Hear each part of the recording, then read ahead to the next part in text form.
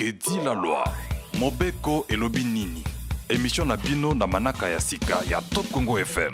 Awa nde bokozwa biyano na mituna na bino pe ndimbola. Que dit la loi? Mobeko elobi nini? Explication. Likolo ya mibeko miko kambaka ekolo na biso. Que dit la loi? Mobeko elobi nini? Chaque mardi à 14h. Rediffusion 20h. Tu sais que Tokolobela, un peu le dégarpissement, hein? C'était le mardi passé, mais bon, le Toponi, Tolobela plutôt gestion, il y a ONZ, il y a marché na biso, toutes les perceptions on a, Mobekolo Bakanini sur les taxes que l'on perçoit, na marché na biso. On a Kinshasa, mais on peut supposer que c'est la même loi qui s'applique un peu partout en République démocratique du Congo. Bongo pour Kolobeleango, Tozali na Monsieur John Polecha, Azali Bongo administrateur, il y a marché Gambela. Hein, c'est un grand marché ici à Kinshasa. Ce qui est Ali deuxième T et cause à la troisième.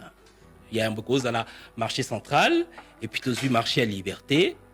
Oui, Yesima il y a Gambela et puis marché Gambela à Kopé Sabiso moins historique il y a Yango et bongo comme toujours to co-présenter émission Oena Andeko Cécile Ngomba Topesi Mbote Eric Lukoki Mbote pen administrateur ya Winza Gambela.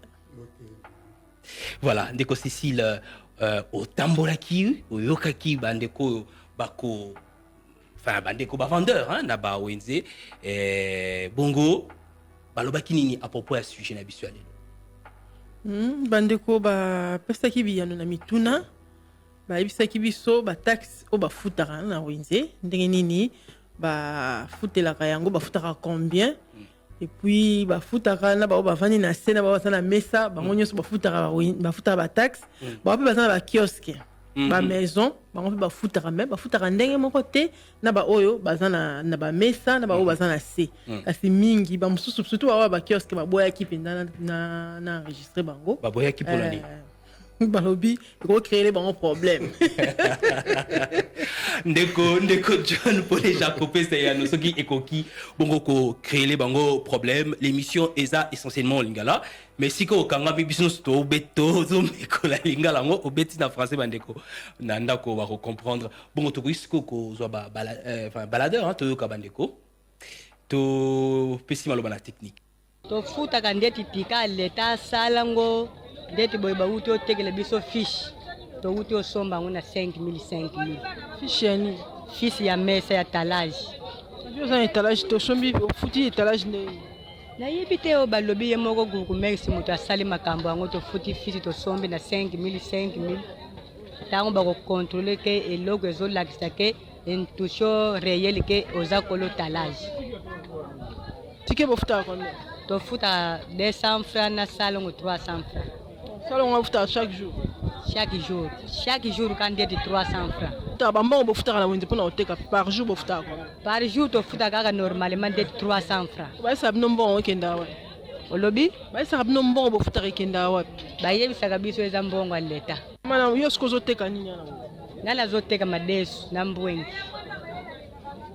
umele musalo na umele na musalo safa 14 yango ka boso futi ticket na futa ka ticket mo combien de tickets par jour futa ka l'état na salon 300 l'état de sa salon 100 300 que moi étalage ouais 200 so za de me so futa 4 200 francs ya l'état ya salongo 400 francs ya l'état net 600 so za mesa moko futa ka 300 eza bon to pesi la bon ba tumshu ba le kati pour déranger bien ti e po se to pesi sur l'autre tu sais sur l'autre to pesi comme na bombo masoda onini te to pesi ka wana bisosi ba taxi ni futa ka nengo teka pondu na obo so ti to te aka tikal to futa aka taxi ka ya leta ça combien 200 francs na salon 100 francs net 300 teka barre de fer to teka fer plat to teka ba moule à 15 moule à 13 na ba tibe to teka futa pe ticket ya ndeti ya bureau ya l'état elobaki taxe nde tofutaka tike ya leta eza mpona bambila bato batie batable na bango nde bafutaka tike ya leta biso bataxe nde tofutaka taxe nini ofutaka bon bataxe wana il faut kolo maison nde alakisa ngai mpo toala kolo maison biso batravailler.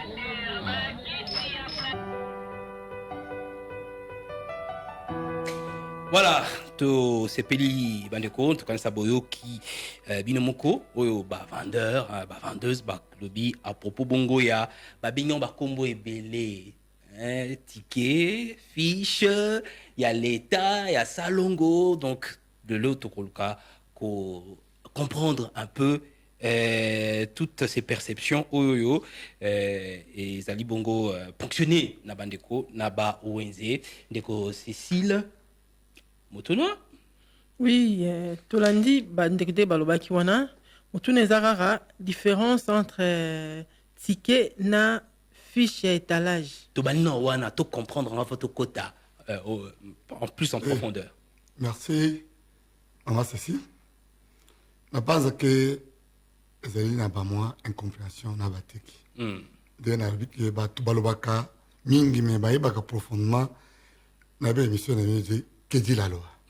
Oyo nyonso biso tosalaka na marché ezali na kati ya mibeko tobimaka libanda te mingi na lobi eza bato ya commune balobi mama bourgmestre.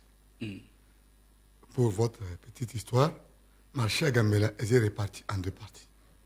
Ah oui, il y a le marché proprement dit et des annexes du marché Gambela. Et le reste de ma marché ils ont fait appartenir à la commune. Oui, ils allaient faire partenir à bourgmestre et à la commune à Kassavubu. Et ils allaient dans le marché urbain dans la ville de Kinshasa. Ah bon? Ah oui. Sauf que la commune a avenue Boussou-Janon. Na aile gauche, na ngosu lo zeli ngambela ozokende vers Kassavubu. Aile gauche, ils allaient souk et à limite ya marché Gambela. Na oyo babengi marché pirate. Annexe. Ce que Mati Likolo, comme on a venu Djolou. Ils allaient faire partenaire l'avenir dans le marché Gambela. Ce que Kamati wana bali salati kuna na victoire. Ils allaient à maman Bourgmestre. Mais Bengaminyo na combo ya Gambela. Bengaminyo na combo ya Gambela. Ata salité ils allaient à Gambela. Et ça crée la confusion. Ah, ça crée la confusion. Parce que, comme on a battu bengi, oh, comme les a salité. Mais tout comme on a même bantu na biso ya salubrité ba comme raté. Wanande na lingana éclaircir la place one. Na o Italie taxe. Tozali bananga na yewana pe banda gouverneur de la ville. Province de Kinshasa, Janteningo bila koma awa atikala ko signer mobeko moko te oyo ya kumatia taxe ya l'état toko kitisa. Tozoli ko tambola lelo na mobeko oyo ancien gouverneur André Kimbuta atikela biso. Ezali arrêté 006. Arrêté 006 Yambulani le 29 novembre 2012. 2012. Donc 10 ans yango. 10 ans yango yo nde toko tambola nango. Yango lobini. Yango le biboy. Marché urbain. Ticket nango ezali obe 300 francs. Marché urbain ngoloba Wenzea Gambela Matete Zando Liberté. Neba marché urbain ya ville à Kinshasa. Gambela Zando Matete Liberté. Liberté. Tozali na 4 marchés urbains la ville à Kinshasa. Oyo ezali na taxe oyo bazako benga taxe wana ezali taxe d'étalage. Taxe d'étalage. Étalage. Yango na liboso. Taxe wana ezali na mutu nyonso oyo azali na mesa to oyo azali na mesa te. Ah bon? Ah oui. Ozala na nzela. Ozala na nzela te okufuta taxe wana. Attends, parce que nous avons fait un étalage alors que nous avons étalé. Nous avons biloko na mabele mais nous avons fait étalage. Parce que ce qui est tandi na bongo okolia okomela okotika bosoto. Alors faut ça, quand faut ça kasi taxe à salubrité que taxe là faut taxe à étalage. Oyebi ndeko Eric. Tango okolobaki afuta taxe ya salubrité ke afuta taxe ya étalage okomona ke bato wana mikolo nyonso baswanaka ils doivent être gérés par l'administration babundaka bitumbu biso soki togere bango te mbelero oyo tozala na baprison. Très bien. Tu vois là, ils allaient kara une façon ya kotumbola yo, mais tu bandi na taxe d'étalage. Taxe nini mususu. Taxe oyo elandi ezali taxe ya salubrité. OK.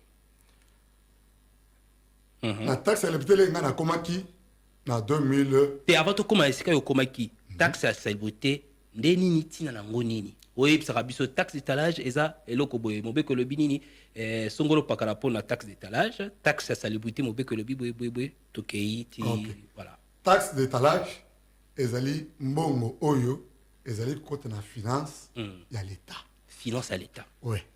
Na finance ya l'état ezali géré na marché parce que oyeba ba marché urbain ezali na autonomie ya gestion.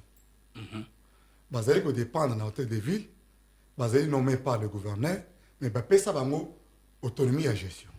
Parce que makambo ezaki ebele. Tant ozolo ba autonomie ya gestion ngo nde nini expliquaka bato ba autonomie ya gestion lingi koloba ke ba mbongo oyo bazali kozwa ezali mpona kosala misala na kati ya marché kofuta mpe baye bazali kosala na kati ya marché wana. Très bien. Ezali mbongo ya motu te yango biso tozali koreprésente l'état ezali mbongo ya l'état ezali bongo oyo ezali taxe ya salubrité ezali kocontribue na moke oyo ezozwama parce que yango ezali moins liboso ezalaka 3 fois par semaine taxe wana ya salubrité ezalaki na 100 francs na taxe ya salubrité ozala na 10 table ozala na 20 okofutaka 100 francs. Ah bon ezali bongo mais na kati ya son wana mama moko alobi soki oza na bamesa mibale ofutela ngo mpe chaque mesa eza na mbongo nango na bataxe oyo ya étalage soki oza na taxe ya étalage ezali oye na marchandise na yo seke oza na capacité ya mbongo ebele seke marchandise na yo eza ebele okofuta selon nombre ya bamesa na yo wana taxe d'étalage. Taxe d'étalage ezali mpona bamarché urbain ezali combien? C'est le même montant mpona bamarché nyonso tout te eya différent. Taxe d'étalage na bamarché ya communaux ezalaki na 200 francs oyo l'état ezalaki to ezali il faut ezala bongo il faut ezala 200 francs 200 francs c'est que eza bongo eza bongo taxe d'étalage ezali na 200 francs. OK. Taxe ya salubrité esengeli mpe ezalaka na 100 francs parce que salubrité akoki koleka étalage te nde tozwa kotambola bongo mais epai na biso na bamarché urbain na lolenge tomonelaki napesa mbele epai na ngai neti na marché gambela soki otali marché gambela wana ezali na clôture te ezali protégé te okotalaki mapango nyonso oyo ezali tout autour na marché gambela yango mpe koma nango gambela bazalaka te ke pousse ezokota matiti ezalaka te nyonso matiti na bango dépotoir ezali marché gambela. Donc okolongola matiti même dimanche soki oyo na ntongo ya lendi okuta yango etondi. Or bambongo oyo biso tozali kozwa na salubrité nakopesa ndakisa nazozwa mbongo ya salubrité 300 000 francs congolais pour la salubrité.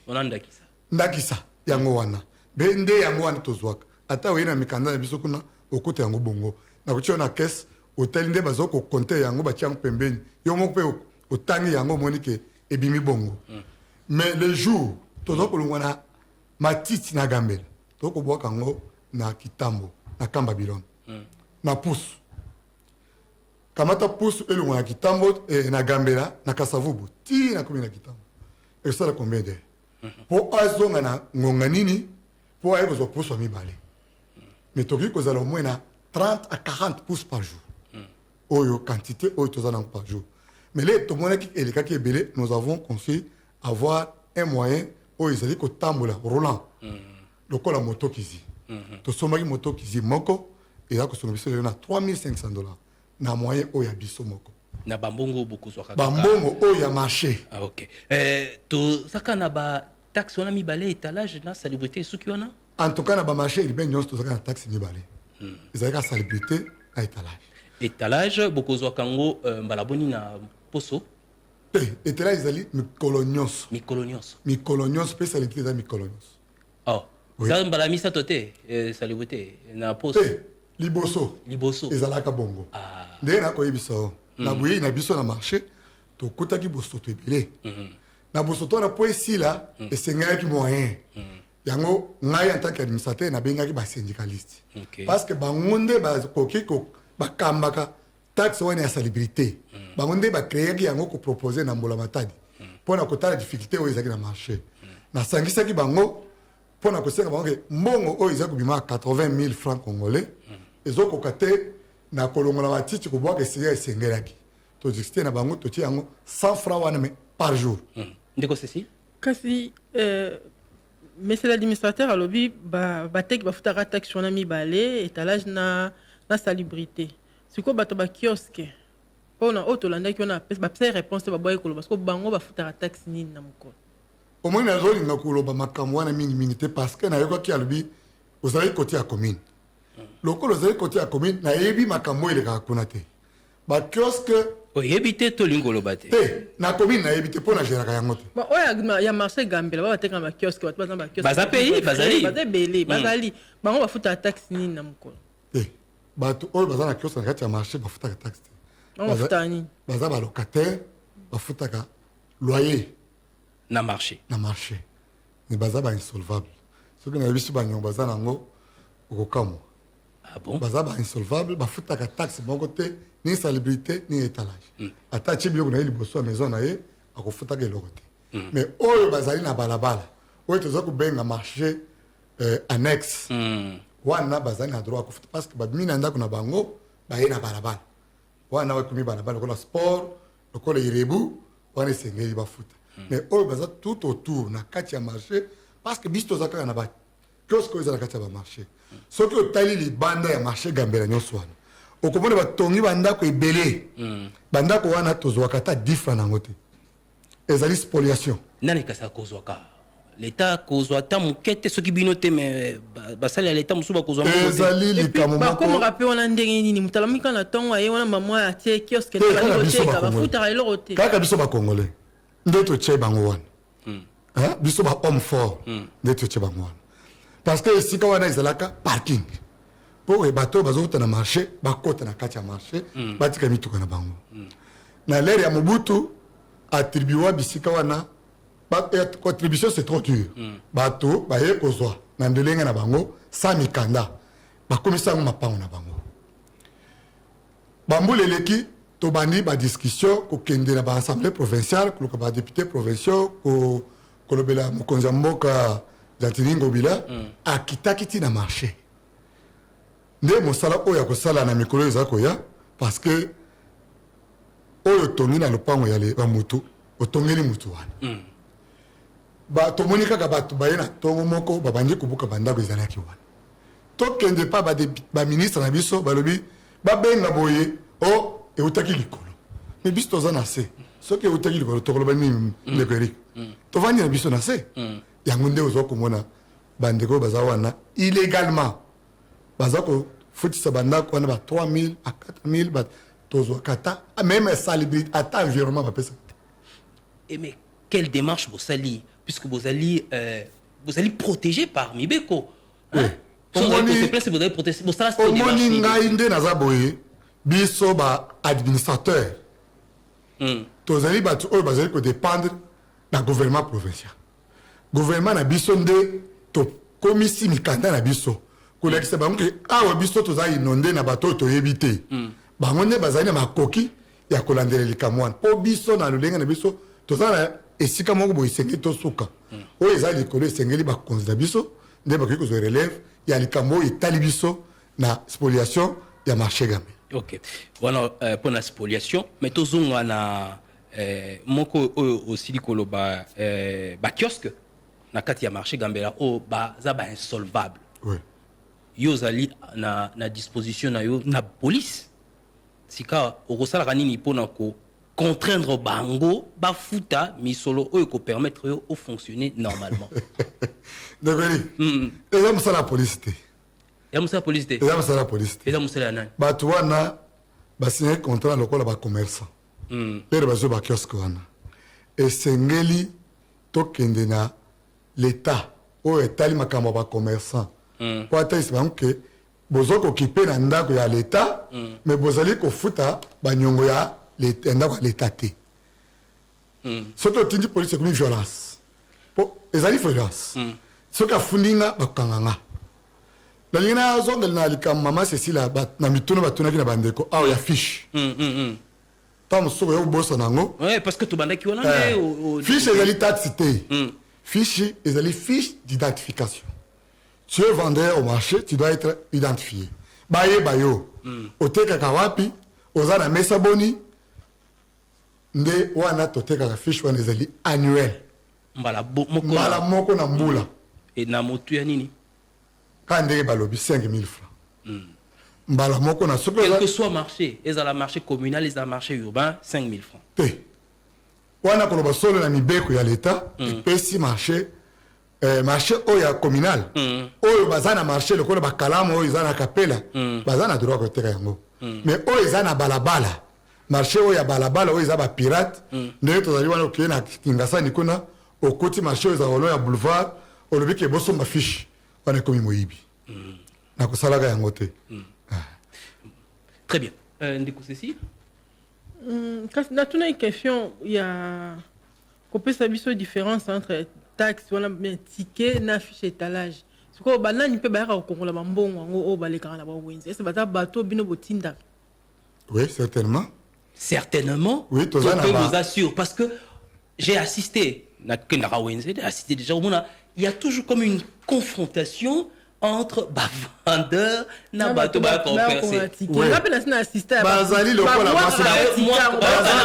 mwasi na mobali bayokanaka te ntango mosusu babundaka toyokata na biro mais mpona nini parce que bandeko na biso oyo batekaka wana bazali na motema mabe balingaka kofuta te problème yango wana mpo ye mpe ndenge akei wana aza na montant oyo tokateli ye oyo ya koya nango balobi na parti na yo boye okeyele biso 35000 francs sikoyo lere ya koya omoni aza na ndako maboko aza na 20000 francs nani akosi 35000 francs wana te azosenga oza na droit il faut pesa ye mbongo wana ozolinga kopesa ye te nde koswana oyo omonaka baza koswana wana mais sikoyo na baapplication na baméthode oyo ngai naapplika na marché mpo lere ngai nayeki nakutaki bazalaki na systeme ya kokanga biloko ya bato soki ofuti te bakangi eloko na yo ngai sikoyo soki okangi eloko ya moteki yo moto ozwaka mbongo ozali moto ya biro batindi ozwa mbongo soki okangi biloko ya moteki yenanga na biro nabengani yo mosala nasuspendre yo même 2 semaines même 1 mois ekomi na avantage ya moteki mpo moteki mpe ayebake soki nafuti te moto oyo bakoyena mosala aza na charge elere yo oboya ofuta soki oye na biro kofuta yango na biro ofuta mfa 10 avec amende eza prévu na mibeko yango nayengaki nayeba mpo soki ozosala prévu na mibeko amende wana ezali prévu ke soki yo ofuti taxe ya leta te eke bakangi yo esengeli ofuta bamende est-ce que ça marche système oyo tient en place wana ezomarché est-ce que sika civisme s'améliorer très bien parce que ngai nazali contact na bateki nalobelaka bango nakotaka na marché nasololaka na bango epuis nayebisa bango omoni biloko oyo nakotaki bakangaki awa yango natindi na orphelina mpo nayebi mokolo nango te lokola toza na bana oyo bazali kozanga elamba ya kolata sapato nayebisi bango esengeli totinda yango na orphelina mpo esali bango ezalaki ape pre ba 3-4 sac mais wana soki bato baye koréclame te ezali déjà biloko ya mbula ebele epuis na réclamation nakoyenga moto na ye sika na bapercepteur wana nakoyeba te eloko eza ya nani moto mosusu oyo ozwa eloko ya motu mpe ozwi mpe likambo nakoyebisa eloko moko oyebi oyo ezozomona bamarché ozomona oyo ezali esika ya esengo te ezali na esika ya risque okoki kokota lelo lobi okufi oyebi na ndenge nini makambo oyo ezokoleka bameza wana soki otali bien me bango bateki okotaka oyo babetinga mbaso moto wana azokufa tokendaka na bamatanga ebele toasistaka bango mpo makambo ya mabe me koyei na biso tozali koexorte parce que toza na bachef de pavillon tobengaka bango oyo bagéraka bateki bachef de pavillon ezali ozali na parti songolo selon bapavillon kombo na yango eza na chef moko adjoint na ye na secrétaire na ye bango nde bazali lokola baza kogere na esika wana bazali nommé par l'administrateur bayebani na l'état te bazali bato oyo kodépendre na administration ya marché est-ce que bato bakenda kotika batike wana kofutisa tike baza baagent na bino est-ce que bozwaka mpe temps ya kosensibilize bango kopesa bango mateya mpo bayeba kozalaka na climat ya malamu quand même na bateki mpo nyonso elekala malamu merci pour la motuna mama Cécile yango na hota ko lobisa ok na pekisa muteki akanga eloko ya nani muto azoko zombongo akanga eloko ya muteki po afuti mbongo te c'est-à-dire qu'il y a dialogue to solo na bango na sala ke réunion après chaque mois na zana réunion na batu nyos oyo ba kongola tike na kata marché pour na pesa bango directive et puis bazana ba chef na bango bazana CP bazana PP CP c'est le percepteur principal à outil na division ya finance CP c'est percepteur oyo a outil na division ya finance oyo ezokutala kaka makambo ya finance azali quoi bazali bankade soki bana problème il faut bana ke pa na bango avant comme pa nanga soki otosi chef na hote oye pa nanga pesi un rapport na kulinga pe na yo ka to na yo pe na yo ki avant 10 millions soki yeko pesa conseil to pesa conseil mais koloba ke to solo ba hote to solo laka to pesa ba conseil pour basa dérapage na marché te parce que bato basa ko teka na marché on alowe na ndako aye atiki mwasi na ye atiki bana na ye aye koluka na pasi oyo eza na kati na ville ya Kinshasa ntango osala tracasserie wana nga na kondima yango te po baza bandeko bayaya banoko batata mwasi baza bakongole il faut basala mosala na bango na kimia. Ndeko John Polecha, est-ce que à part fiche aux ezali annuel, fiche d'identification, salubrité, aux ezali na étalage ezali journalier, y a-t-il perception mosusu ezate hein? Ezali mais o ezali ko dépendre na administration ya marché te. Eso dépend de l'administration marché te. Wana ezali affaire économique. Yango liko créaka milinga parce que bato mona nazo ko futa ba tozali na kati ya marché na affaire économique ezali trimestriel. Ouais, ba futisaka affaire économique ezali trimestriel. Mais mukanda mona ngoni misolo na bakoya ko ba affaire économique kaka ndenge ne pe na yoko kaka affaire économique po nega yo ka c'est-à-dire que yona ma itali ata mukete po omoni etali ngate po soki na koti na yango nazana mokonzi oyo azali na gouvernement provincial oyo etali makambo ya économie ministre provincial ya économie provincial division ya économie ndetindi service wana kuna ezali service ya l'état parce que bato wana baza bateki baza ba commerçant esengeli bafuta oyo toza kobenga wa affaire économique affaire mais d'une certaine manière yo ebi bango bazali puisque yo nous allons administrateur gérant un marché au ebi bango baza ko dépendre d'une certaine manière na yo et pas nanga oui baza na disposition nanga exactement parce que soki basali dérapage et que revenir sur moi na ndé mutu naza ko marché bango le ba ko sala dérapage kuna bato ba ko yepa nanga donc affaire économique trimestrielle monso pena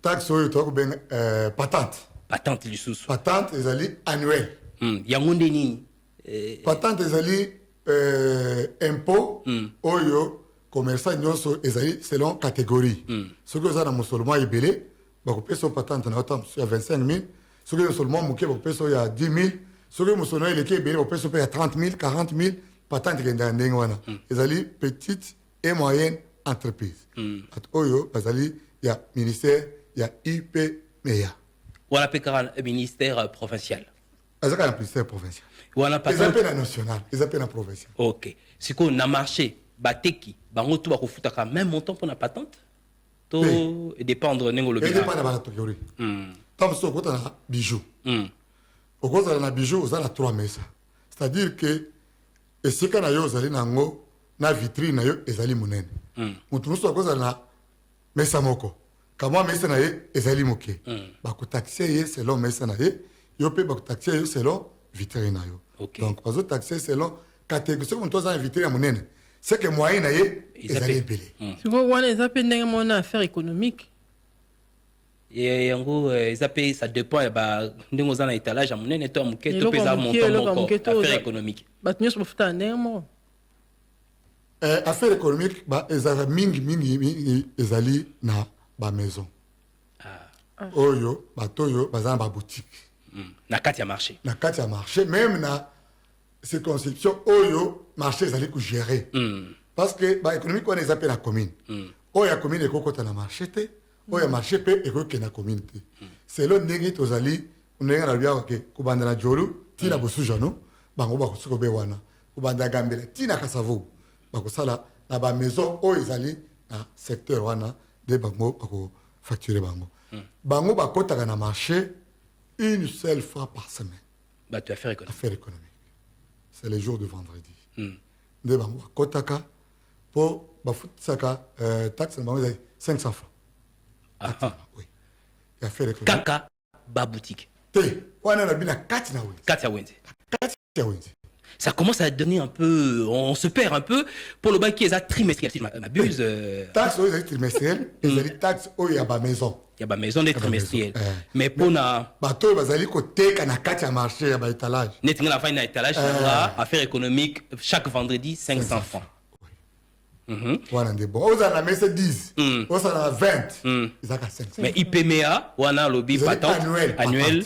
Et ça dépend à nini. Oh, tout ce qui wana na ba mbongo on perçoit les marchés ou bien sous ezali. Mbongo yango wana silé. Oyo moni na zoro ba oyo. Ça n'a rien à voir avec l'administration. Tu te comprendre que ça n'a rien à voir, mais puisque vous allez administrateur. Il y a administrateur parce que l'année passée, ceux qui n'en voient pas. L'année passée, l'année passée, non, il est kaki. Au moins, ma kabeleka qui n'est pas koloba. Et ça dit, impôt, tant que faire recevoir impôt dans le marché, il doit y avoir les droits dits au marché. Ah bon? Ah oui, il y a 10%. C'est-à-dire, bah, tu as affaires économiques, il faut bâtir à 10%. Il faut bâtir ça 10%. La comptabilité. Il y a marché. Il y a marché. Bah, tu payes à IPMEA. IPMEA, et c'est qu'il peut verser 10%. Mais. Mobé connaît Mouto Sengi Bongo. C'est ça? Naïté. Mobé quoi? Mobé connaît. Et puis, et ce que tu as na volonté à m'autorité. Parce que bon, surtout, il y a patente. Parce que faut avoir une banque. Il faut avoir un côté. Il y a patente pour foutre dans la banque. Patente aux autres qui ne pesio au Canada au na banque au foot. Et ça dit gérer à niveau de la province. Donc rétrocession quoi? Rétrocession de Togozela. Depuis quand? Depuis toujours. Togozela. C'est garanti par la loi. C'est garanti. C'est garanti par la loi. Ok. Alors, marché fonctionne selon la loi. Et ça, mon bec, on dit créer qui marché. Et c'est un peu marché et tant selon mon bec, on écrit rien. Alors, dans le cas il y a marché, tu as dit qu'en offre, il n'y a pas que ces services au Tangi. Il y a des services misusu. Au Bakozalaka, vraiment, dans le cas il y a un marché. Oui. DGM, etc. Bango, bako dépendre na yo, to na yo te po. On imagine que yone muto tingi bango te bazala wana, mais puisque yone mon konzi ya wenze, bako dépendre na yo d'une certaine manière pour na to ba salaire na bango toté. To ba prime, on sait pas. Bazali service au to service technique. Pour la sécurité, ya bato, pena biloko na bango. Donc là, l'état zali ko garantir sécurité. Bisika bato bazali et sengeli ba service wana ezala pour na ko protéger ba congolais. Wana de liboso. O etali prime to salaire. Bazali ba ja ya l'état. Ba ja ya l'état a détaché bango l'état mutozo bango en charge. Biso to na subvention seulement transport journalier. Il y a pas tout wana surtout ba service wana transport journalier. Police le la lalaka. Ya vanda kawana. Pour les asiat. À part transport, tout ça appelle subvention, il y a tant que ça qui foufou pour baza kola la wana. Pour sengeli balamba pour basala a dérangement te na population, ils allaient garantir bango bakozala kana besoin ya kendo ko yiba te ko lokelo musute. Donc sengeli bazala malam to protéger parce que les police na biso. Sengeli bazala malam yango to zali à disposition. Très bien. Ndeko Cécile, est-ce que mituna bandeko bakotuna ezali sur YouTube to na moni ngine zali na posa ko ya kotuna bituna ezali te donc ce qui mituna ezali puisque to comme la suka bozali na numéro ezali ko s'afficher pour la bandeko bozali kota la biso sur YouTube sur la FM c'est le 085 008 92 13 boko kotuna biso mituna sika tozongana oyo poto sukisa ndeko John Polesha oyo bino boko gérer penza en tant que mokonzi ya wenze ba taxe mi o tangi mibale taxe d'étalage na salubrité mingi tant na koleka pe na wenze ko sombelo ko nanga bon senga ka mbongo moi célébrité mais salité ezali awa effectivement voilà yango ne mama ni pour taxe ezali koloba nini taxe ezali il faut qu'il y ait un service en retour tant na taxe étage service ni bino boko randaka na ba teki. OK, merci Eric. Motuna na yo ezali na litomba nango parce que tozana bandako epa na biso tango yo zana ndako na yo okolinga jamais ovandaka na bosoto okolinga jamais na kati ya ndako na yo okota papier là-bas tout ça esengeli olongola yango ya bosoto et eza différent na bosoto ya marché tozana catégorie ya bosoto na marché ekozala misato bosoto ya mibale ezali ba mama ya liboso ezali ba mama malewa ba mama balambaka tango baza kolamba oyebi ndenge cuisine ezalaka na pokwa badeversaka yango wapi na nzela mafuta makala etc mamai basukwela basani ya mibale ezali ya mibale ezali oyo tozali kobenga ba plastique oyo ba sachet ba ngai ba milangi oyo pekisama ba carton nyonso eza ebele esengeli elo oye pe na marché okuta ba mamusu bana dépôt oyo ya ba milangi bakopona ya malamu ya mabe bakotia kaka pembeni tozwaka chance ya koyambaka bato ya kintoko bayaka na marché mpona koya koinstalle usine wana ezalaka esengo mpo baza koluka esika nini basa rapprocher na population mpona koéliminer et puis kuna bakoki koramasser beaucoup de bouteilles plastiques mais lokola marché eza na esika te ya marché moko créé depuis 1951 na baexode rural makambo oyo ezosala exode rural ya bapopulation nde bakosanga na kishasa ebele marché ekoma inondé espace ya kopesa baka bango batonga esika wana ezalaka te oyo ezalaki disposé permetaki te. Ok. Ndeko, on répond na biso penate, mais on peut comprendre. Est-ce que marché ezali naba poubelle ba lieu de ramassage parce que biloko wana so poubelle ezali, on peut supposer que bandeko bakwa ko boka biloko wana. Bisika na ezali to ezali te na mokuse. Bisika wana ezali te, mais tozali na ba site ya dépôt. Pe bandeko ba ibero boka. Bandeko ba boka ka qu'est-ce que vous faites pour que vous soyez ici sensibilisation de ça les bazali ezana bato ba komaka marché chaque jour ce ka bino bolongwe ba bakoti très bien ce que basisi ba tsiango esika site wana ya koyokozwa yango ezengeli. Voilà.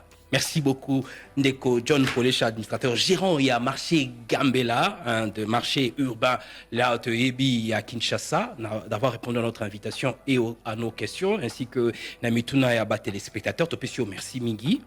Merci, merci Ndeko. Topesi Ndeko Sessi Ngomba, au to co-présenté na émission. Oh, merci. Botika Lamala, Motokutani mardi prochain. Top Congo FM. Mobeko et Lobinini. Émission na bino na manaka ya sika ya Top Congo FM. Awa nde bokozwa biyano na mituna na bino pe ndimbola. Que dit la loi. Mobeko et Lobinini. Explique